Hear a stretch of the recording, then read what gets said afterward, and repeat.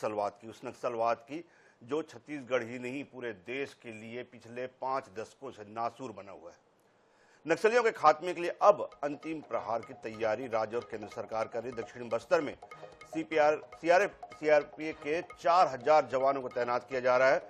लाल आतंक के इस आखिरी किले को नेस्तनाबूद करने की कवायद को मंजिल तक पहुंचाने का काम करेंगे।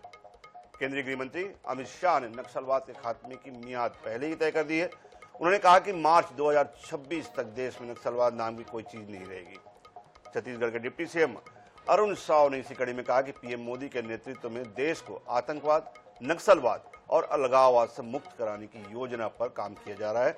मामले में गृह मंत्री विजय शर्मा ने कहा है कि अंतिम समय है, नक्सल विरोधी मुहिम के सभी आयाम आगे बढ़ा रहे हैं। बस्तर के युवा नक्सली मुख्यधारा में आए, एरिया डोमिनेशन के लिए सब कुछ किया जाएगा।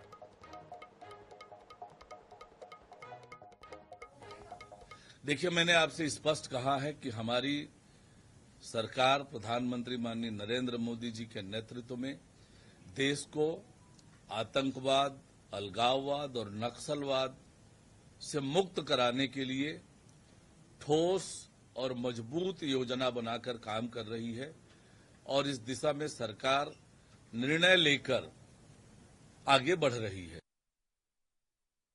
अंतिम समय है, सभी से ऐसे युवा बस्तर के जो भटके हैं उनसे फिर से मेरा कहना है, माननीय केंद्रीय गृह मंत्री जी ने, माननीय विष्णुदेव साय जी ने, सभी ने कहा है मुख्य धारा में जुड़े, जीवन आगे बढ़ाएं। तो लगातार जब से अमित शाह चुनाव के पहले छत्तीसगढ़ के दौरे पे आए थे, उसके बाद उन्होंने एक जो है वादा छत्तीसगढ़ के मतदाताओं से किया था कि अगर भाजपा की सरकार बनती है तो छत्तीसगढ़ ही नहीं पूरे देश में नक्सलवाद का खात्मा किया जाएगा। और इसी कड़ी में यह तमाम कवायद, मोहम्मद हसन हमारे साथ जुड़े हुए हैं, हमारे सहयोगी। हसन, सबसे बड़ी बात क्या है? सबसे बड़ी बात यह है कि बस्तर, जहां पे सबसे बड़ी चीज होती है अबूझमाड़, जिसे कोई बूझ नहीं सका है। पिछले 5 दशकों से अगर हम लगातार देखें, छत्तीसगढ़ ही नहीं पूरे देश में इस लाल आतंक का साया रहा है। लेकिन अलग अलग प्रदेशों की अगर हम बात करें तुलनात्मक रूप से, चाहे हम आंध्र प्रदेश की बात करें, तेलंगाना की बात कर लें, मध्य प्रदेश की बात कर लें, नागपुर महाराष्ट्र की बात कर लें, उड़ीसा की बात कर लें, झारखंड की बात कर लें, अगर तुलनात्मक रूप से हम देखें तो छत्तीसगढ़ में जितनी घटनाएं बढ़ी हैं, अन्य प्रदेशों में उतनी घटनाएं नहीं हुई हैं।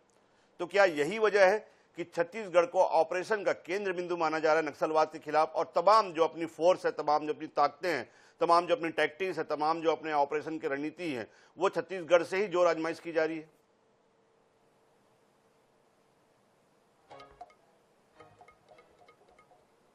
लगातार सत्ता पक्ष में आने के बाद, बीजेपी की सत्ता बनने के बाद से ही लगातार केंद्रीय गृह मंत्री अमित शाह के दौरे जो है वो छत्तीसगढ़ में हो रहे हैं। कहीं ना कहीं देश भर में नक्सलवाद की जब बात आती है तो सबसे ऊपर जो नाम दिखाई देता है वो छत्तीसगढ़ का होता है, क्योंकि छत्तीसगढ़ में निश्चित रूप से बीते वर्षों की बात करें तो कई बड़ी घटनाएं जो है वो नक्सलवाद को लेकर के हुई है। कई निर्दोष ग्रामीणों की हत्या हुई है, कई जवान जो है शहीद हो चुके हैं। पूरे बस्तर को जो है नक्सल का गढ़ कहा जाता है। निश्चित रूप से चुनाव के पहले से ही केंद्रीय गृह मंत्री अमित शाह का जो फोकस है वो छत्तीसगढ़ पर कहीं ना कहीं दिखाई दे रहा था, और वादा भी किया था उन्होंने कि छत्तीसगढ़ में नक्सलवाद को हम सत्ता में आते ही जो है वो खत्म कर देगा, और इसकी कवायद जो है वो तेज हो चुकी है।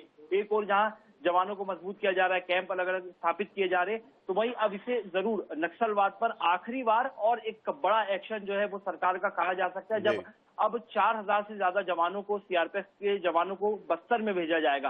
क्योंकि जिस प्रकार से देखा जा रहा है, नक्सली भी कहीं ना कहीं पीछे नहीं हटते, अलग अलग जो मामले हैं या घटनाओं को अंजाम देते हैं, कई हत्या करते हैं। तो अब ऐसे में सरकार का रुख जो है वो साफ तौर पर देखा जा सकता है कि कड़ाई से नक्सलवाद को खत्म करना है, और इसी के चलते एक बड़ा कदम लिया गया कि छत्तीसगढ़ में अब 4000 सीआरपीएफ के जवानों को भेजा जाएगा, जो कि बस्तर में नक्सलियों से 1-on-1 जो है वो मुठभेड़ करते नजर आएंगे। अब तक अगर आंकड़ों की बात कर लें तो 6 माह के भीतर करीब 154 से ज्यादा नक्सली जो है वो अब तक जवानों ने मार गिराए हैं। कई बड़ी घटनाओं को हालांकि नक्सलियों ने अंजाम दिया था, लेकिन सरकार बनने के बाद से लगातार नक्सलियों पर एक्शन जारी है।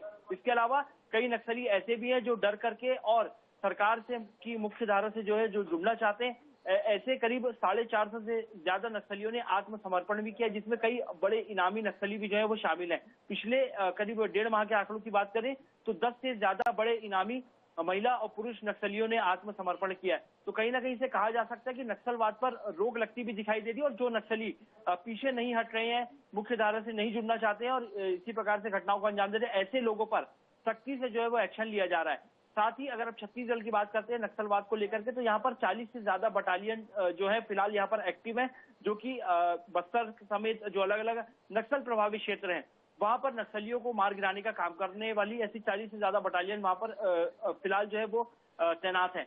वहीं अब सीआरपीएफ के 4000 जवानों का आना, एक बात तो साफ है कि नक्सलियों पर कड़ा एक्शन लेने के लिए सरकार जो है वो तैयार है। अगर नक्सली, जैसा कि जो गृह मंत्री हैं उनका भी साफ तौर पर ये कहना था विजय शर्मा का, कि नक्सली जो है वो आत्मसमर्पण करें, छोड़ दें इन सब चीजों को, मुख्य धारा से जुड़े ताकि बस्तर क्षेत्र का विकास हो। लेकिन जो नक्सली नहीं मानते हैं उन पर जो है वो सीधे एक्शन लिया जाएगा। इसी के चलते नक्सलियों से भी बातचीत जो है वो सरकार ने की है और सीधे तौर पर मैसेज नक्सलियों को भेजा गया, यदि वे आत्मसमर्पण नहीं करते हैं, खुद मुख्य धारा से नहीं जुड़ते, तो उन पर सीधे एनकाउंटर का एक्शन जो है वो लिया जाएगा। तो एक आखिरी अपील जो है वो नक्सलवाद से की गई है, नक्सल से जुड़े लोगों से की गई है, खासतौर पर उन युवाओं से जो मुख्य धारा से भटककर कहीं न कहीं वामपंथी जिन्होंने जो है वो रास्ता अपनाया है, उनसे एक आखिरी अपील, चाहे राज्य की सरकार हो चाहे केंद्र की सरकार हो, उनसे एक आखिरी अपील की गई है कि कहीं न कहीं अब वो समय आ गया है जब नक्सलवाद पर जो है आखिरी प्रहार किया जाए और पिछले 5 दशकों के इस नासूर को खत्म किया जाए। क्योंकि छत्तीसगढ़ इसका केंद्र बिंदु माना जा रहा है, ऑपरेशन सेंटर माना जा रहा है, तो जाहिर तौर पर छत्तीसगढ़ में ही तमाम ऑपरेशन हो रहा है और इसी का नतीजा है कि पिछले 6 महीनों में 150 से अधिक नक्सली मारे गए हैं, वहीं 600 से अधिक लोगों ने आत्मसमर्पण भी किया है। देखना होगा इन 3 तरफ की जो 3 मोर्चों पर लड़ाई हो रही है उसका परिणाम हमारे लिए कितना सुखद आता है। शुक्रिया हसन पूरी जानकारी के लिए, हमारे साथ जुड़ने के लिए।